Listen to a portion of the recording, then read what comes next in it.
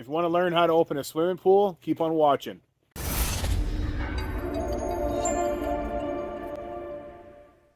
If you're interested on how to remove a safety cover properly, I'll link a video in the video description below. For the equipment side, we have a heater, sand filter, and we have one pump. So all your stuff that you need to put back should be in where the pump basket is. So you look at the pump. There we go. All the stuff we need to put back.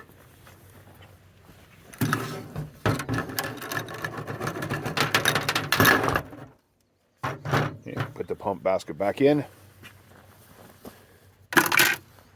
So we got drain plug. You make sure this rubber piece is here. That goes on the bottom of your filter. Doesn't matter if it's a sand filter or cartridge filter. There should be a drain plug. So put that on tight for now, just hand tight. Pressure gauge.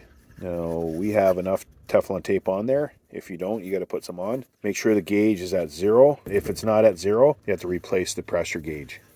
Now when you put this on there, you can't over tighten this or it's going to crack that valve. And cross-stirring it, you don't want to do that. So it's just lightly goes in. So you want to turn it. Now it's starting to get tight. And I'm just going to put it like right there. Now if we go any tighter, they always crack right in here. You don't want that to happen. And when you put your gauge on, you want to put it so water doesn't pool right on top of it. You put it sideways like that if it's outside. For a sand filter, we're gonna move this to filter. This is our sight glass for backwash. There should be a grommet.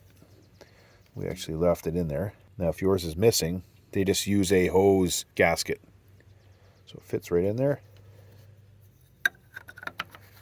And everything, if you notice everything, I'm not using a tool, I'm just using my hand. So hand tight. We have 3 plugs. There's always 2 plugs for a pool pump, most of the time.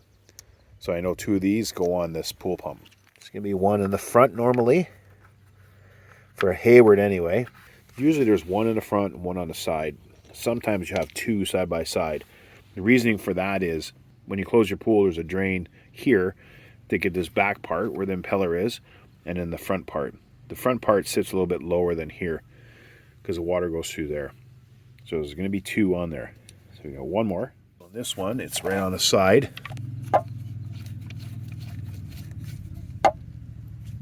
This last one, it's going to be on the manifold of the heater. Now, you have to look for it. This one here, you have 2 spots here. There's going to be one of these where it's not drilled all the way through. So I think it's that one. That's this one. So I'll put it on here.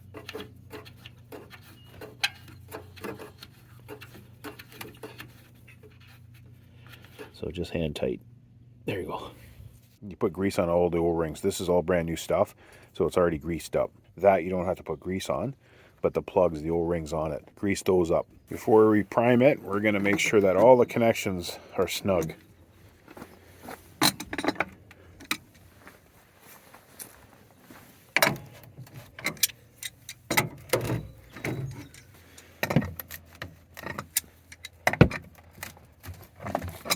In a bucket of water or hose. Put that in there. Before we put the lid on, you're going to make sure that your gasket or O-ring on the lid, it's all cleaned off.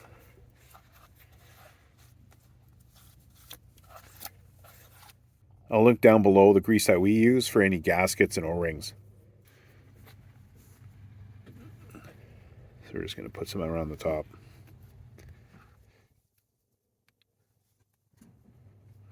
Just put the lid on.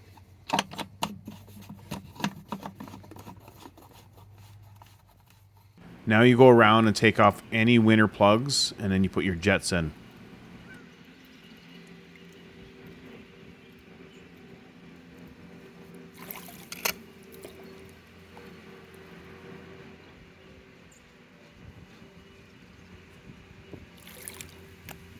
When you put the jets on, you don't have to put them tight. and we're going to be facing them downward so we can circulate the water better.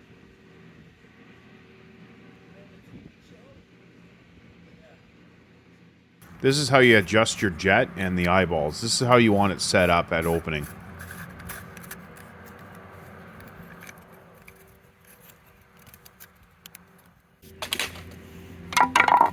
For your skimmer, you want to take out the gizmo or any other winterizing plugs you might have in there. Or some sort of foam or something to protect the skimmer from freezing. Take that off. And then in the front, this is the canister for antifreeze from at closing. And put your basket in. So you have to look in front of your equipment to see if your main drain, if you have one, goes to the front of the pump or it goes to the skimmer here. So if you don't have a suction on the pump side, then you have it here and you got to disconnect. You got to pull the plug out right here in the front if it goes from here to the main drain. After you get all that stuff together and all the parts here put together, we're going to start it. Again, make sure it's on filter. Now, your suction side might have a T, like a black T. You have different suctions in the pool. This one here just has the skimmer. That is it. There's not even a main drain in this pool because it's a fiberglass one. But if you have any questions on yours coming in, the suction, just put a comment down below. Now, all RTs, this is all the discharge. Goes to waterfalls, goes to different jets, goes to the deck jets on this pool. So we just got to make sure it's all open. These are electronic, so you don't pull it by hand like this. You got to make sure the power's on. There's a little switch on the bottom. So I have it on. Pull it this way, switches on. And the other way, it switches off. And then one is in the middle. So we want to turn that. And I'm going to switch it to the middle. So we want that open. That's the deck jet. And this one here is the waterfall. So I want the same thing to go the other way.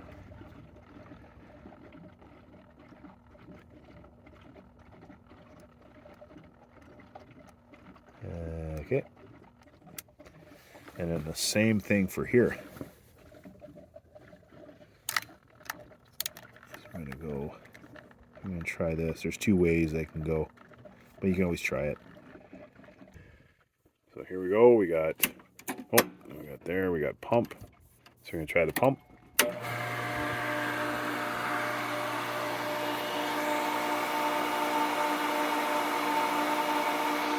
You're just going to let this run for maybe 2 minutes and that is it. And then we have to reprime it if it doesn't come in right away. So 2 minutes or we have to reprime. And it's starting to go. Now, after your 2 minutes, I have a video on how to prime your pump. And I'll link that also in the video description. Now here, this one here, we have no shut off in the front. We just got to keep on putting the water in back and forth. We got to keep on putting the water in more and more and more. So this one here, I'm lucky that it's going first try. Normally you have to do it a couple times with a bunch of water. But here we go. Keep going.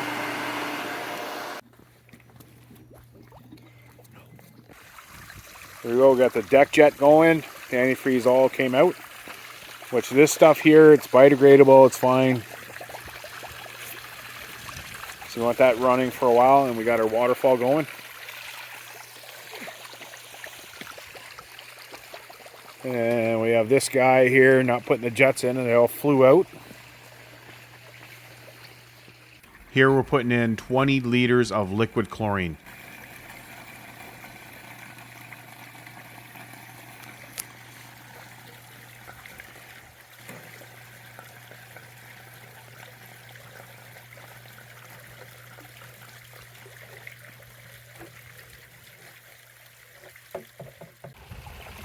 After about 30 minutes after the liquid chlorine, we put in about 4 liters of algicide. The reason why we put so much algicide in is this pool was very green. After 30 minutes, the 20 liters of liquid chlorine probably would have been diluted right out. So that's why we put in 4 liters of algicide in.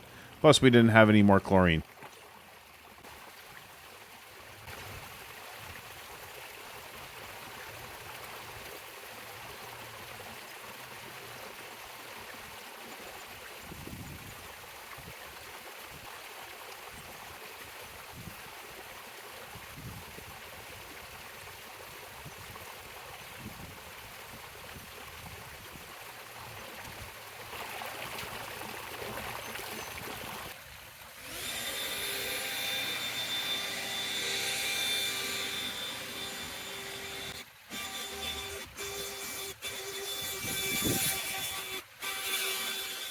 Any rails that you have, you can put those in. Now I suggest any ladders that actually go into the water, don't put those in until this thing's crystal clear. It's just easier to brush the walls. And that's how you open your swimming pool for summer.